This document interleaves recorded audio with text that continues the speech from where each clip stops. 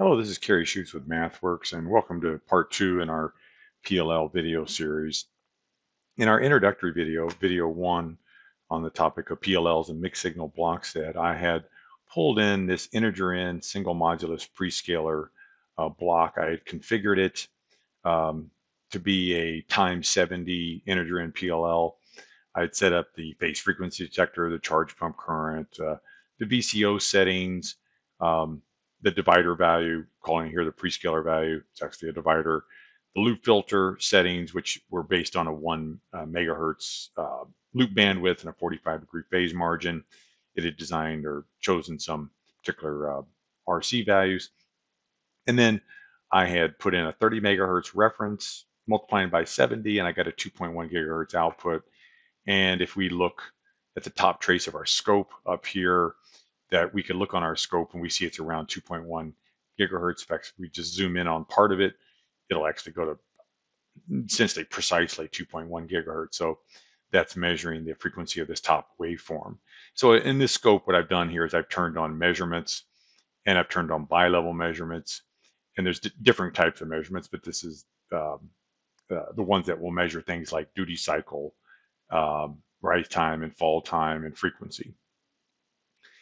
All right, so that much worked. And then the other thing I did in that video was I had broken the system apart. I had went in and clicked on this edit system that allows me to no longer treat the PLL block as just this monolithic PLL block where you can only work at a high level to set the underlying settings.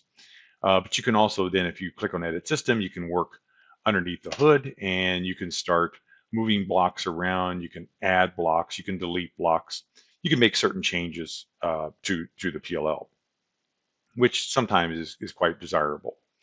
In that video, I think what I did was I just drug in, like I showed you, I could add a gain block to part, just insert it here between the loop filter and the VCO if you wanted to. You could make other types of changes. And then we ran the model again. And so I could easily just swap out this one. I'll delete this. We'll just do that step again here. We'll click on Edit System, say OK. Now we can see under the hood of the block. We can still run it. Same as before. It should run identically to before, and it does. And we see the only real discernible easily waveform is the loop filter output. The rest of them are essentially just a sea of yellow since you're such high frequency. But the loop filter output, which is the VCO input, should be a signal which is essentially as close to DC in content as possible, with whatever small perturbations or tweaks or modulation are required to lock to the desired output frequency. So I did make a change, however, in that model. What I did was I said, well, let's just see if we could see behavior, different dynamic behavior, maybe cycle slips or other. So one thing I did was I went in and I changed that voltage sensitivity from 100 megahertz per volt to 50 megahertz per volt, not 5. And I changed the free running frequency from 2 gigahertz to 1.5. So now I've got less gain and it has more frequency range to span. Now it has to go from 1.6 to 2.1 gigahertz. I still got my impairments turned off, so we're operating under ideal situations. And I ran that model, and then we saw that the loop dynamic was indeed different. We saw these undulations before it settled down. Then I also mentioned that there were sort of 3 sets of dynamics going on in the transit response of this PLL. I mentioned, well, there's the classic kind of second or third order type system response where there's undershoot and overshoot and then it settles down. In this case, it was, let's see, we had a steady state value here of about 12 volts in the output of the loop filter.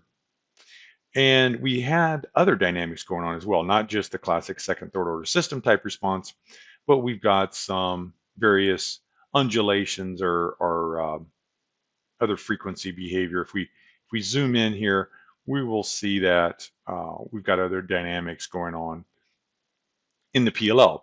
In particular, what we're seeing here is the loop filter output and some frequency leaking through the system there. And in fact, I would call this a form of reference feed through from the reference clock input to the loop filter output, and ultimately that's going to impact the PLL output. And that is a frequency that's at the reference frequency. So if we were to look at the frequency of that sinusoid that's riding on top of the loop filter output, that is at the reference frequency of 30 megahertz. And of course, we could even kind of sort of measure that if we go to the loop filter output, and let's just zoom it out again, and we could, I guess, let's see, we could probably pick that up if we just zoom in enough on it. It's kind of hard to say because the level is changing so much along the way that it may be hard. But here it's measuring to be like 35 megahertz. It's actually at 30. Again, that's because, again, the level here is changing. It's not common.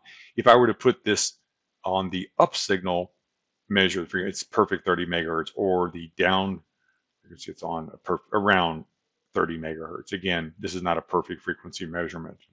Again, how you enable these, you just turn on your measurements here, go to tool measurements and by level. There's also cursor measurements, signal statistics, and peak finding as well.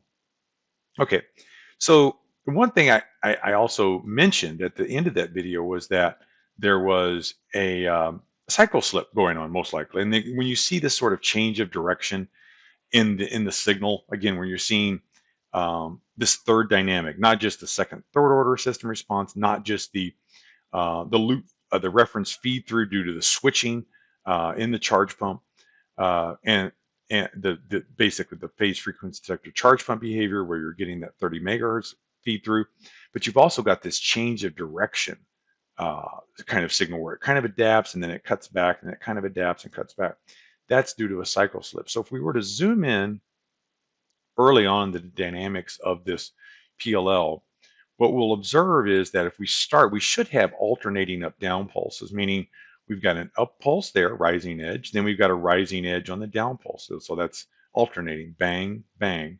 Then we've got an up rising edge on up, then we got a rising edge on down, that's bang, bang. Then we've got a rising edge on up here, if we zoom in more, and then we've got another rising edge on up. So that is the definition of a cycle slip, where we have two consecutive up pulses without an intervening down pulse, or it could be the corollary, which is two consecutive down pulses without an interleaving up pulse. And so now we've got this next down pulse is sometime later. So now if I'll zoom back out again, we'll go back in again. So this is, let's see, where was that cycle slip? It occurred here, right here, but with this up pulse and this up pulse. After that, we do get the down, followed by an up, followed by a down, followed by an up, followed by a down, followed by an up, followed by a down. So at that point, then we're in good shape. However, it does take the system some amount of time to recover from that cycle slip. Okay, so that results in this kind of undulation, this less than ideal behavior we see in the PLL, and it slows down the ultimate locking of the PLL, but eventually it does get there. Okay, so I'm going to make the scope smaller, and in this video, what we're going to focus on the rest of our time is instead of starting at a high level block and then breaking it apart via the edit system operation and then making modifications underneath the hood, what I'm going to do in this video is concentrate on starting from the basic building blocks and building up. Again, we're going to build up as opposed to starting big and then going down. So I'm going to pull this block off to the side. I'm just going to comment it out. I'm going to make my model workspace here a little bigger. I'm going to delete my signal lines, move my scope out. We'll delete this, and we're going to pull in some of the basic building blocks of the PLL. So I'm going to start with the phase frequency detector, and we'll pull that in first. We're going to pull in the charge pump.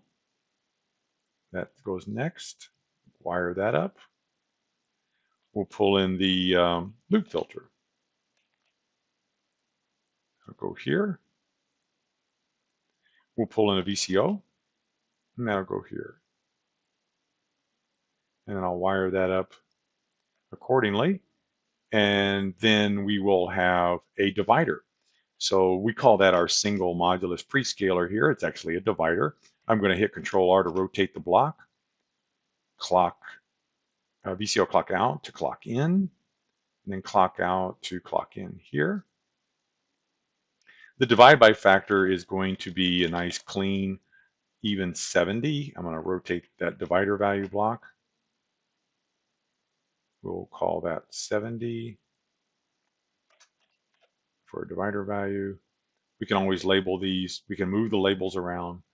We can move them. I'll put this, let's see, why can't I move that now? Let's see, let's underneath. And let's also look at probe a few more signals. I'm going to probe the loop filter output. Put that here. I'm going to probe up and down. Now, again, we could just use go to and from tags. Instead of routing these lines so far, I could just easily put in go to and froms, and that would be my up go to. I could call that up. And then we would have a corresponding down to wire up to the scope, as opposed to running long signal traces around the place. But I'm just going to keep it simple, and it's kind of quick and dirty for the time being. Okay, so what else do we have here? Well, we haven't yet configured the settings on each one of these individual blocks, so we have to do that next. Now, unlike when we had the top-down approach where we just configured it at a top level, and then the individual block settings inherited those settings underneath the hood, in this case, I pulled in these blocks from the base, from the Simulink library, and they just are setting at their default value, like the charge pump. I just pull that in, etc. You could pull in the loop filter, pull that in, and start wiring these up that way. In my case, I was just typing the name, like charge pump, and pulling it in a nice shortcut. I don't have to move back and forth between the library browser and the model canvas. Okay, so let's go ahead and configure these pretty similar to before. I'm going to keep the model clean right now, meaning no impairments. So I'm going to turn off the impairments on each one of the blocks as I go. The charge pump, I had set a 5 milliamp charge pump current. I'm going to turn off, again, the impairments on the charge pump as well, like current impairments and timing impairments. Again, if you wanted to see what it was before, I had current imbalances and leakage currents and rise times and fall time mismatches and propagation delays. I'm going to essentially turn those off. I'm going to take the loop filter. I'm going to leave it alone right now. It's got some kind of somewhat ridiculous default values. We're going to come back to those in just a little bit. I'll come back to those. And we've got our VCO. We've got, I'm going to start with these sensitivity values, 100 megahertz per volt. I'll use 2 gigahertz free running frequency. I do want to get rid of the impairments, so I'll remove the phase noise for now. Again, going ideal. Same thing with a loop filter. I didn't mention it, but we're not going to have any thermal noise on our resistor, so we'll just sit here with no impairments there. And our divider value is 70, no impairments on the divider. Okay, so let's start. We got a 30 megahertz reference. Our divider is 70, and we've got a 2 gigahertz free running frequency. Let's go ahead and run this for the same amount of time as before, which is 500 reference cycles. And it tells me here I have a problem. And it says I've got a problem because I didn't design my loop filter. It says your VCO output frequency is negative, and it gives me a kind of a suggestion. Says I could limit the output frequency range by specifying the table option for the VCO, meaning provide an output frequency versus control voltage table. It's referring to this option right here. Now, in this case, I know what the problem is. I've got ridiculous component values, and these are leading to bad loop dynamics, which leads to the negative frequency. And so in this case, I don't want that. In fact, it may, I'm not sure if it showed it here, but if I could zoom in, if you look at the loop filter output, it's just trailing off into negative infinity and, minus 20 volts here with no end in sight. So, and it's essentially instructing the VCO to output a negative frequency at that point. That's not going to work. All right, so what do we do? Well, One thing is we want to design a better loop filter. So let's go ahead and we're going to invoke a helper function. For that purpose, I'm going to invoke a helper function here called, let's just make it bigger so we can see the whole thing. It's called third order passive filter design. And what we do to this function is we pass in certain parameters, certain design parameters, like the desired loop bandwidth, the phase margin of the loop, the charge pump current, the VCO gain, 100 megahertz per volt, and the divider value. That in turn is going to return our passive component values, C1 through C3 and R2, R3. And that is just for a third order passive filter design. If we were designing a second order passive filter design, then we would have another function just for that. So I'll run that. That returns my C1, C2, C3, which we can see in the MATLAB workspace what those values are. We can refer to those values under the hood here. So I'll say C1, I'll say C2, I'll say C3, and R2, and R3. And let's go ahead and run that model now with those values and see what happens. We'll bring our scope up. Hopefully it's better response this time around. And yeah, this looks much better. It looks like a classic sort of second order or third order system, whatever the case may be. And, if we zoom in, we'll see again those same oscillations in the transient response due to the switching behavior in the system. But we don't have the cycle slips anymore, and we certainly don't have the unstable behavior anymore either. We've addressed that. Okay, so that's at least some progress there. So the next thing I want to do is, let's say we had an impairment on one of these blocks and we wanted to see the impact of it. So if you notice right now, we've got a pretty ideal output. And the output is settling at 1 volt. It's got the transient response and settles down nicely within about a microsecond or so. So a couple things I want to do here. One is, let's go back to the state where we had the cycle slips before, just to observe that. So the first thing I'm going to do is just change the VCO gain to 50 megahertz per volt and the free running frequency to 1.5 megahertz per volt. So let's do that for starters. And let's see what happens. So now we've got a loop filter. We have a loop filter designed for a different dynamic. And now we see the cycle slips again, or at least the cycle slip and the impact of that. Okay, of course, that's not desirable. I'm just showing some, what can happen and what you can observe. What about impairments? What about charge pump impairments? Well, let's go ahead and see what impact it would have if I put, actually, I left them turned on there. Okay, well, let's turn them off. Again, I didn't realize I had left them on. Let's run again with them off. And really, we don't see much difference here. In fact, if we go and look in steady state, let's zoom in steady state. And what we're going to see is we just keep zooming in and in and in. There's really essentially no noise or whatever, spurious components on the output. So let's go ahead. Well, I'll run this I'll run this PLL for 1,000. I'll run it twice as long, just to get a little more steady state. We see again, we've got a perfect, essentially, loop filter output, VCO input. But what if we did inject some impairments on the charge pump? What if I enabled a current impairment?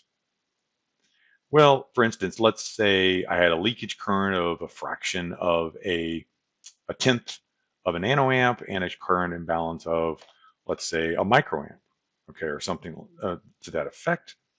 I run it again, and let's see what happens. Well, now we see at steady state it's not perfectly noise-free. If I zoom in, you'll see there's kind of a, probably you would say about a microamp or so of variation on the loop filter output here.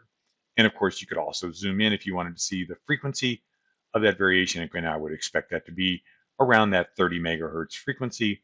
And again, that's what it looks like it is here. If I put the loop filter, put it on loop filter, measure the frequency, it's around 30 megahertz, sure enough. Okay, and of course we could impact also the amplitude of that. So For instance, if my charge pump impairment was larger, maybe my leakage current was larger, maybe even my current imbalance was larger, maybe it was 10 microamps. So now if we go back and run this again, instead of having, looks like about a microamp of variation. And by the way, we can get that variation, that peak-to-peak variation if we wanted to. We could also put this on measurements and signal statistics. And what that's going to say, it'll say, well, the peak-to-peak on that is around 1.2, 1.3 microvolts, okay, in that rate. So now we've changed the settings, though. We expect something larger. Let's run it again. And let's look at the loop filter output. Let's go in this section. Let's auto scale. And what we're seeing now is about peak to peak of about 14 or 15 microvolts on the loop filter output. Okay, the same frequency around 30. Looks like, well, here it's saying about 20 on the loop filter output. I'm a little surprised. It's saying, yeah, no, I think it's just a bad measurement. It's around 30 megahertz. Again, the measurements here are not perfect. It only goes kind of by the coarse estimate based on what you have in view in the current scope. What do you have zoomed in on? Okay, we see the same transient responses before. All right, and we're right here over 20 minutes into this video, so I'm going to stop right there. In the next video, what we're going to get into is more impairments, modifications we can make to the PLL, not just on the charge pump, but the other blocks. And if we want to go under these blocks, how would we do that? That's what we'll be getting into next videos. Until then.